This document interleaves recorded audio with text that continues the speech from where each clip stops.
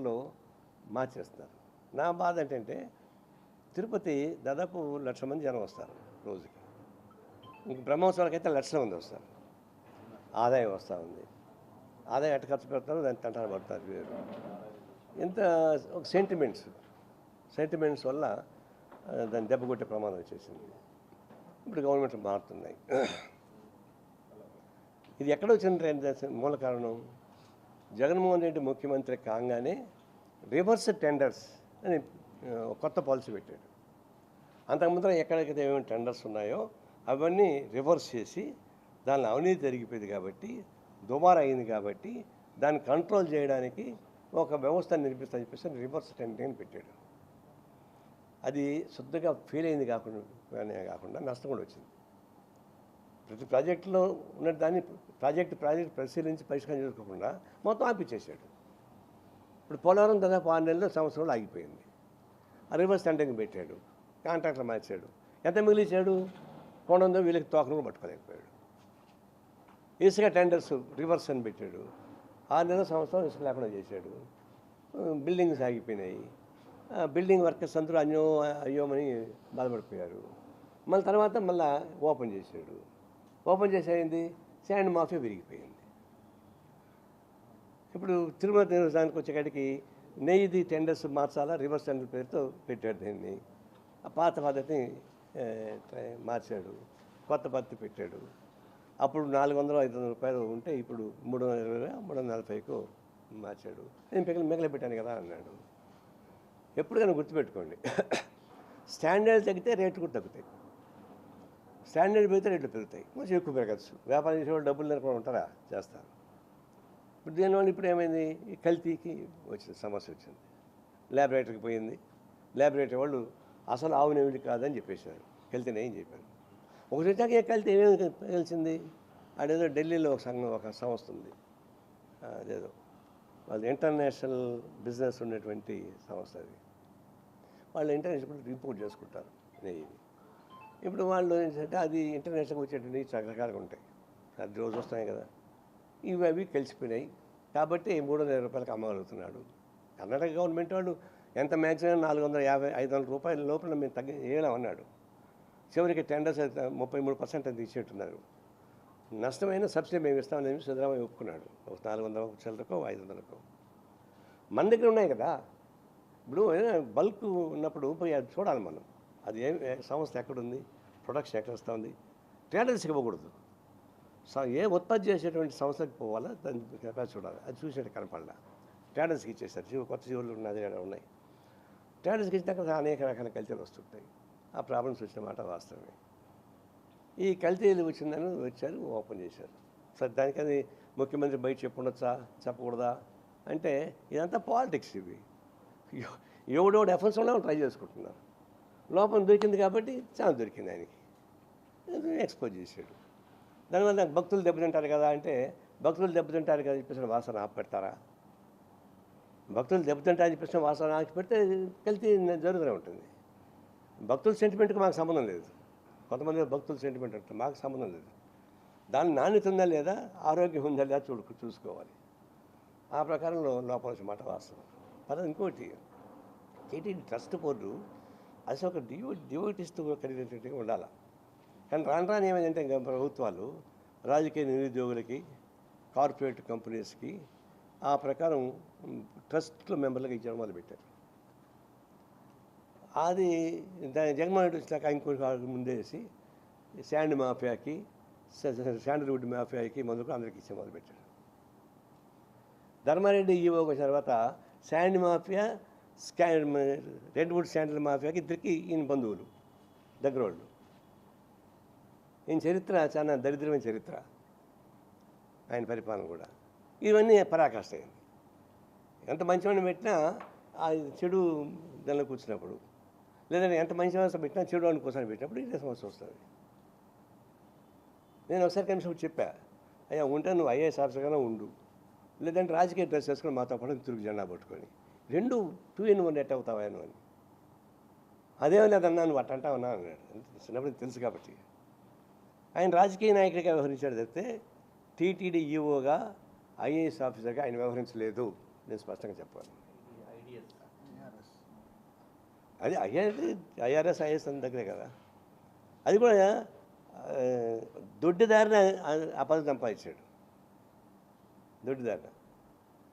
కాబట్టి దీనికి వస్తాయి ఇవన్నీ, నేను అనుభవించాల్సిందే. ఇప్పుడు నేను చెప్పిన ఏంటంటే, దీనిపైన చాలామంది పౌరవేత్తలు ఊరికం చేస్తున్నారు, చాలామంది దిశ ఏదేదో దూప వాగ్దాన్ని అయితే పెడుతున్నారు. ఎందుకే మీకు ఓవర్ యాక్షన్? ఏ గవర్నమెంట్ వస్తే ఆ గవర్నమెంట్ ప్రకారం చకాకా పట్టేది పౌరవేత్త లక్ష్యం కాకూడదు. మీరు పూజలు చేసుకునేవాళ్ళు, మేము రాజకీయాలు చేసుకునేవాళ్ళం. మీకెందుకు ఇదంతా? అంటే మీకు హక్కులు ఉన్నాయి, పౌర హక్కులు ఉన్నాయి.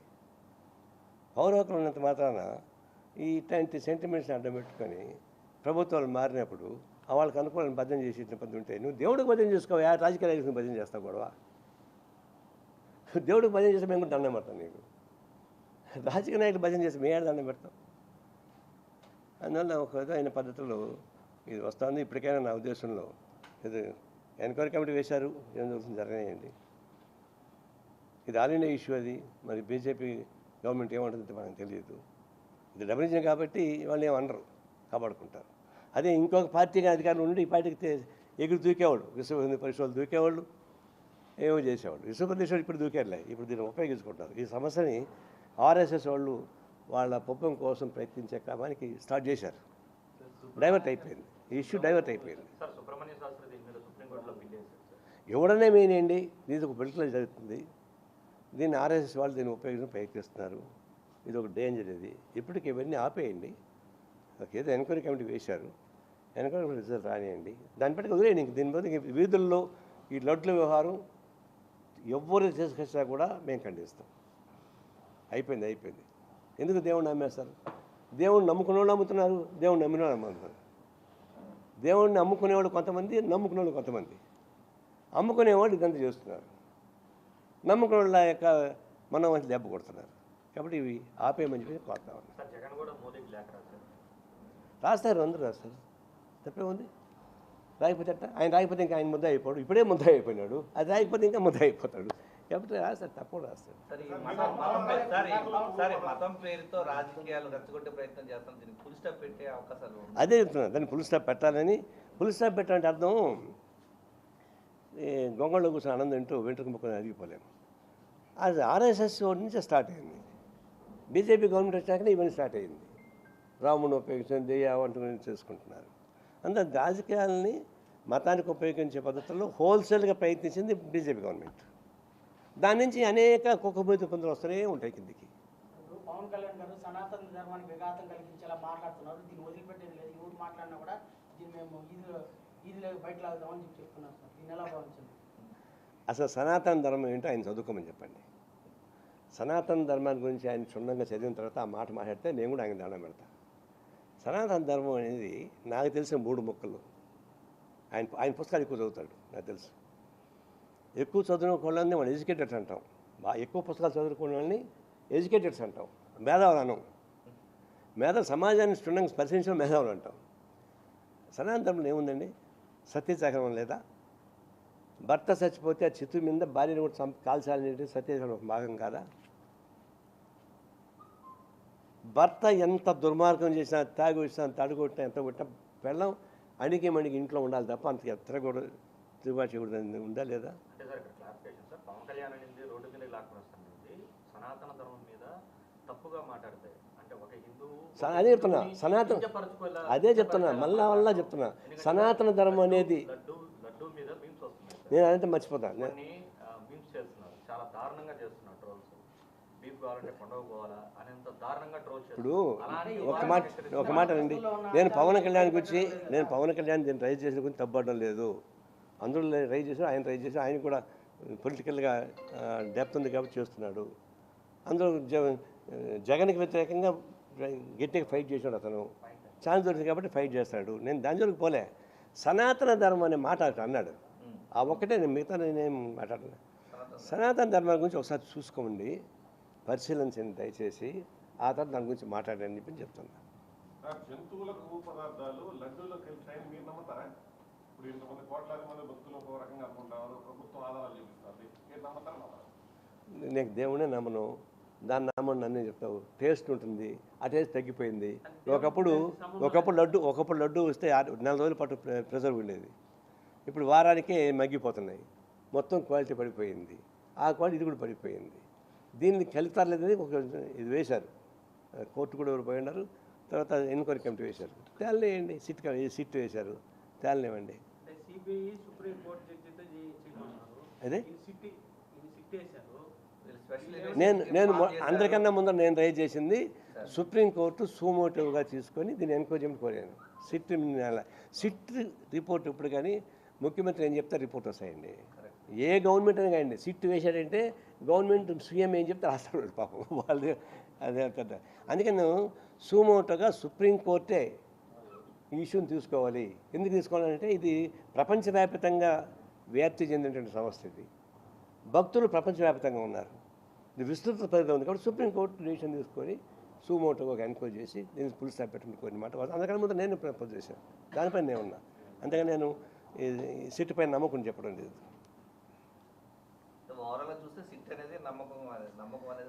ఏ గవర్నమెంట్లో కానీ సిట్ వేసింది ఇప్పుడు పరిష్కారం చెప్పండి. ఏ గవర్నమెంట్ అది సరే వర్ష పెట్టిన చెప్తా కావాలంటే. సిట్ అంటే అర్థం ఏంటి? రిపోర్ట్స్ ముఖ్యమంత్రికి ఇస్తారు. ముఖ్యమంత్రి దాన్ని లోపల పెడతాడు. ఆయన రిపోర్ట్ రాసి పెడతాడు. రీరైటింగ్ ది జడ్జిమెంట్ అంతే. నాట్ ఓన్లీ చంద్రబాబు నాయుడు, రాజశేఖర్ వేసినా జగన్మోహన్ రెడ్డి వేసినా ఎవరు వేసినా సిట్ అనేది మొత్తం సమాచారం తీసుకొని ఆయన ముందర పెడతారు. వాళ్ళకి అనుకూలంగా దాన్ని చేసుకొని పాటిస్తారు. కాబట్టి ఇది just is rewriting the CMs judgement. మైసూర్లో సెంట్రల్ గవర్నమెంట్ ల్యాబ్ మైసూర్లో ఉంది, దానికి కూడా పంపించారు. ఆ రిపోర్ట్ కూడా వచ్చింది, అది బయట పెట్టలేదు అనేసి. అది గుజరాత్లో ఉన్న నాకు అది ఇప్పుడు ఏది బయటకు వస్తే అది మాట్లాడగలము. బయట దాని గురించి మాట్లాడడం మనకు కుదరదు. అపోహల మీదనో ఊహాల మీదనో చెప్పలేము. ఒకటి బయటకు వచ్చింది కాబట్టి దాని గురించి మాట్లాడుతున్నాము. రిపోర్ట్ ఓపెన్గా బయటకు వచ్చింది కాబట్టి.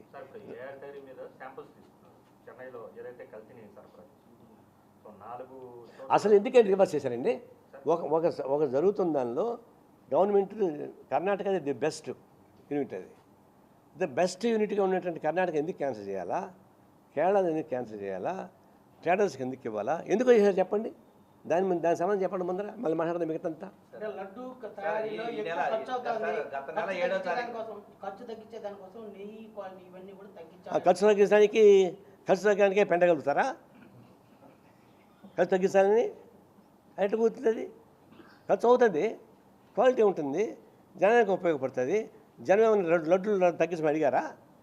భక్తులు ఎంతనే కొంటారు వాళ్ళు. వర్కౌట్ చేసి పెట్టు, క్వాలిటీ తీసి మెయింటైన్ చేయి. వర్క్ కావాలంటే పెంచుకో దాని లడ్డు ధర. మేము వద్దన్నాం లడ్డు ధర పెంచమని వద్దని. అది చేసుకో. కానీ నీకు తక్కువ రేటు కావాలని చెప్పేసి పనికి మళ్ళీ అంత కలిపేసి చెత్త లడ్డు తయారు చేసి పవిత్రంగా దండం పెట్టుకుని తినమని అంటే ఎట్లా కుదురుతుంది? రివర్స్ టెండర్లు అనేది మా ప్రభుత్వంలో చేయమని చెప్పినటువంటి చంద్రబాబు సర్కారు గత నెల 7వ తారీఖు నాడు ఈ టెండర్స్ పిలిచారు గీకి. కానీ రివర్స్ టెండర్ ద్వారా ఏదేది ఆగస్టు నెలలో పిలిచినటువంటి నెయ్యి టెండర్లకు సంబంధించి రివర్స్ టెండర్ ద్వారా నందినికి కానీ ఆల్ఫా కానీ కేటాయించారు. దీన్ని ఏమని చెప్పారు? ఆల్ఫానా?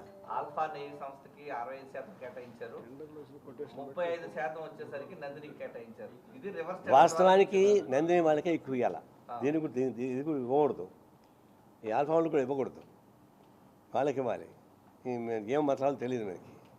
ఇది ఇక్కడికి వచ్చేకాడికి ప్రాబ్లమ్స్ ఉన్నాయి. నాకు ఇప్పుడు కూడా అర్థం కాదు ఏంటంటే 35% మాత్రం కర్ణాటక ఇవ్వడం ఏంటి, 60 వీళ్ళకి ఇవ్వడం ఏంటి, అందరూ బ్లాక్ స్పాట్లో ఉన్నటువంటి సంస్థ ఎందుకు ఇసారి తెలియదు. ఇట్లాంటి తప్పులు జరుగుతున్నాయి. అందుకని ఎంక్వైరీ జరగనివ్వండి. అది కూడా చర్చించాం. నాకు డిస్కస్ చేశాను కొంతమందితో. వాళ్ళు ఏమంటారంటే ఒక సంస్థ పెట్టాలి. ఇప్పుడు ఒక 50 ఎకరాలు కేటాయించున్నారు. ట్రైల్ వేసి ఫెయిల్ వదిలేశారు. ఆవులు తీసుకొచ్చి పెట్టుకోవాలి. మన క్లైమేట్కి ఆవులు బతకవు. క్లైమేట్ పంజాబ్లో అట్లాంటి చోట్ల క్లైమేట్ని బట్టి ఆవులు ఉంటాయి. బర్రెలు ఏడానే ఉంటాయి. ఆవులు దానికి క్లైమేట్ని బట్టి ఉంటాయి. అందుకే పంజాబ్లో ఎక్కువ దొరుకుతుంది. అది ట్రై చేసినాము, అవి చచ్చిపోతున్నాయి ఒకటి. రెండోది వాడు ఏంటంటే ఒక వాడు ఎవరంటారే కాదు కట్టమిసి రామన్న గారు చెప్పేవాడు సిఆర్ రెడ్డి, నువ్వు ఎందుకు అవి పెళ్లి చేసుకోలేదంటే when milk is available why should I purchase cow అన్నాడంట. అట్లా ఇప్పుడు ఇదంతా పెట్టి ఆ డైరీ పెట్టి దానిలో నెయ్యి మాత్రం తీసుకోవడానికి మళ్ళీ బై ప్రొడక్ట్స్ వస్తాయి కదా, వెన్న, చీజు అవి, దానికి మళ్ళీ ఇంకొకటి పెట్టుకోవాలా. కౌపీనార్థం అని చెప్పని ఒక సామెత ఉంది. ఇప్పుడు ఒక సన్యాసి అదే చేస్తుంది కదా సార్, పేడ ఉందని అగరబత్తులు తయారు చేసేస్తుంది. దాని బైబిల్ చాలా వస్తాయి. ఇవన్నీ చేయడం వల్ల టీటీడీ వల్ల కష్టం అవుతుంది, మా వల్ల కాదని అన్నారు. సరే నేను కూడా సరే అప్పుడు కట్టపల్లి రాయనాడు చెప్పింది నాకు గుర్తొచ్చింది, బాగానే ఉంది అనుకున్నాను. ఇప్పుడు ఈ రాజకీయాల మార్పులు జరుగుతున్నాయి.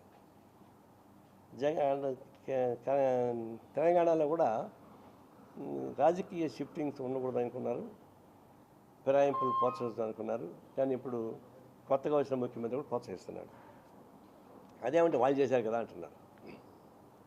ఇప్పుడు ఇక్కడ కూడా రాజకీయ ఫిరాయింపులు జరుగుతానంటే నేను ఇక్కడి నుంచి మెడ్రాస్ పోవాలంటే తిరుపతి మీదకి పోవచ్చు, వయా చిత్తూరు అని వస్తుంది. అప్పుడు రాజకీయ మార్పులు అటు జరుగుతున్నాయి. వయా చిత్తూరు లాగా రాజకీయ మార్పులు అటు జరిగి ఇటు జరిగి మన పవన్ కళ్యాణ్ దగ్గర జరుగుతున్నాయి. ఇది వయా మీడియా రాజకీయ ఫిరాయింపులు కానీ ఏ ఫిరాయింపులు కానీ ప్రోత్సహించడం మంచిది కాదు. ఈరోజు నిన్న నిమ్మల రామానాయుడు బాగా తెలిసింది కాబట్టి చెప్తున్నా. గతంలో నేను మదనపల్లికి వచ్చినప్పుడు చంద్రబాబు చెప్పాను, అయ్యా ప్రభుత్వం మీ పైన ఉంది, కింద నీ ప్రభుత్వం లేదని చెప్పాను. ఇప్పుడు కొత్తగా ఏంటంటే పాత ఓడిపోయిన ఎమ్మెల్యేలు, కొత్తగా గెలిచిన ఎమ్మెల్యేలు మధ్య రాజీ కుదుర్చుకొని నా జోలికి నువ్వు రాబాక నీ జోలికి నేను రానని చెప్పేసి అవినీతిని ఒక పద్ధతుల్లో చక్రం పద్ధతి నడిపిస్తున్నట్టుగా నాకు ఆధారాలు వచ్చినాయి. అందువల్ల చెప్తున్నాను, పాత ఎమ్మెల్యేలు కొత్త ఎమ్మెల్యేలు రాజీ పెట్టుకొని మన దోపిడీ చేయడానికి సిద్ధపడుతున్నారు. చంద్రబాబు జాగ్రత్త పడకుండా పోతే పోతాం. Thank you.